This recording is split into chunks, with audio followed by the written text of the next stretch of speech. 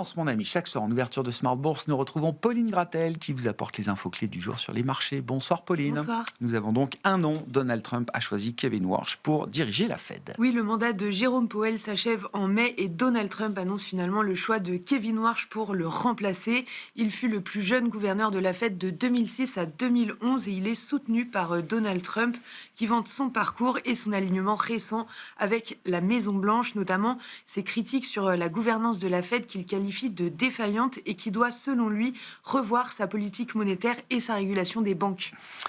Quelle tendance sur les marchés actions pour cette dernière séance du mois de janvier, Pauline? Aux États-Unis, les indices ont ouvert en repli modéré. Sur un mois, le Nasdaq, le Dow Jones et le S&P 500 progressent de 2% environ. En Europe, le Stoxx 600 est soutenu par la bonne publication d'Alten. Le titre bondit de près de 15%. Sur un mois, l'indice européen progresse de 2,5%.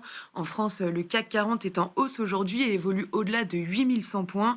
Sur un mois, l'indice parisien est légèrement négatif. Qu'en est-il des autres marchés, des grands marchés macro notamment et des marchés obligataires en particulier? Le rendement américain à 10 ans est assez stable aujourd'hui autour de 4,25%. Sur le marché des changes, le dollar se stabilise aussi après s'être renforcé légèrement dans la nuit. L'euro-dollar était passé sous 1,19 avant de remonter autour de ce seuil dans la journée. Concernant les métaux, l'or et l'argent sont extrêmement volatiles. L'or qui avait dépassé les 5 600 $ avant-hier chute à 5 000 $. L'argent plonge de 15% au cours de la séance, sous 100 $. Enfin, le bitcoin souffre aussi aujourd'hui et retombe autour de 80 000 $. La séquence de résultats se poursuit avec les grands noms de la technologie américaine. Nous parlons notamment d'Apple qui a publié hier soir. Oui, Apple a publié des résultats records au dernier trimestre avec un chiffre d'affaires de plus de 140 milliards de dollars. 85 milliards de dollars sont attribués directement à l'iPhone qui a tout simplement réalisé le meilleur trimestre de toute son histoire. Apple est soutenu par une demande sans précédent avec des records absolus dans chaque segment géographique, dont un rebond en Chine. Apple alerte tout de même sur la pénurie de puces et la hausse des coûts des composants qui pourraient peser sur ses marges. Le titre cède 1%. Et puis les grands noms de l'énergie fossile, en l'occurrence aux États-Unis, publient également. Nous avons aujourd'hui les résultats d'ExxonMobil ou encore de Chevron. Oui, les deux plus grosses compagnies pétrolières des États-Unis font état de bénéfices nets en repli en 2025 de 14,5% pour ExxonMobil et de 30% pour Chevron.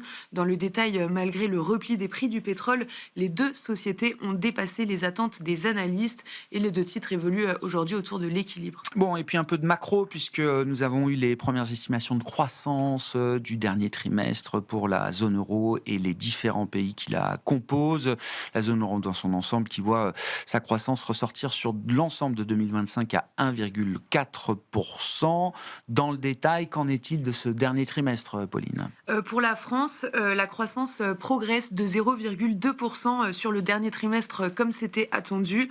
En Espagne, le PIB ressort à plus 0,8% sur le quatrième trimestre. C'est plus que prévu et plus que le mois précédent. Et pour l'Italie et l'Allemagne, la croissance progresse de 0,3%.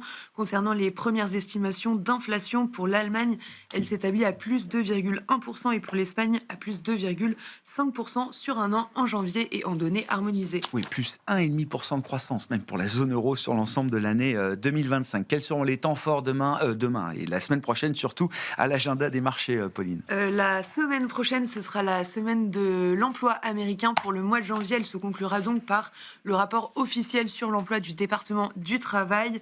On attend aussi les décisions monétaires de la Banque centrale européenne et de la Banque d'Angleterre, ainsi que les PMI définitifs de la zone euro et les ISM américains. Du côté de la micro aux États-Unis, Alphabet, Amazon, Palantir, AMD et bien d'autres sont attendus. En France, on regardera les publications des banques avec Crédit Agricole, BNP et Société Générale notamment. Tendance, mon ami, chaque soir en ouverture de Smart Bourse, Pauline Gratel est avec nous en plateau et vous apporte les infos clés du jour sur les marchés.